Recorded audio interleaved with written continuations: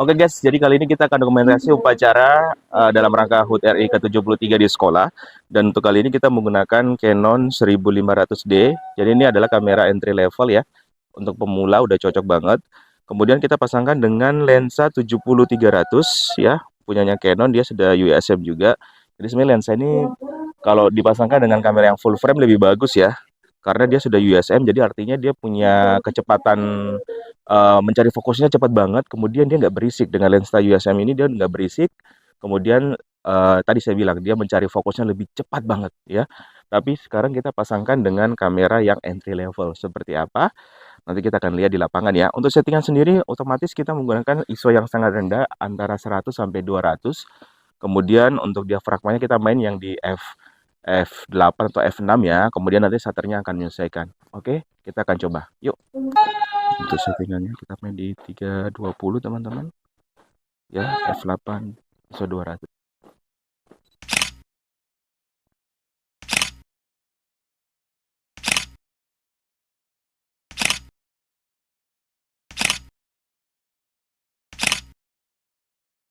Kita coba dengan continuous shooting karena nanti ada pengibaran sang merah putih. Kita ambil secara cepat menggunakan continuous shoot. Namanya di angka 1/400 F8 200.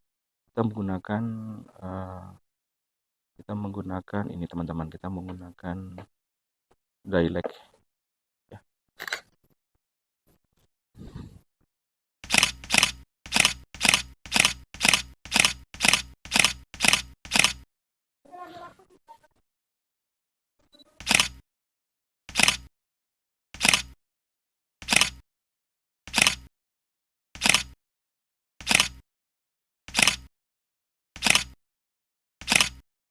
Ya, baik teman-teman, kesimpulan untuk video kali ini adalah yang pertama untuk lensa ya, lensa Canon 70-300 ini udah recommended banget buat kita foto dengan jarak yang sangat jauh ya. Jadi kita tidak harus maju ke depan, apalagi di momen-momen upacara yang sakral ini. Jadi kita mainnya pakai tele aja. Kemudian untuk lensa Canon 70-300 ini dia sudah nano USM ya, jadi dia kecepatan fokusnya sangat cepat banget dan pastinya nggak berisik. Kemudian dia sudah IS, sudah ada image stabilizer-nya. Itu akan membantu kita ketika kita menggunakan handheld. Jadi pencegahan goyangnya akan lebih baik. Kemudian jika dipasangkan dengan APS-C ya, untuk kamera entry level ini ya mungkin resikonya kita akan mengalami crop ya di hasil fotonya. Tapi kalau misalkan lensa ini kalian pasangkan dengan yang full frame seperti 6D, wah itu pasti lebih keren banget ya. Seperti itu. Kemudian yang berikutnya dari video ini adalah kamera entry level tidak kalah jauh ketika kita gunakan untuk dokumentasi dan hasilnya masih bagus ya. Tadi teman-teman sudah lihat hasilnya.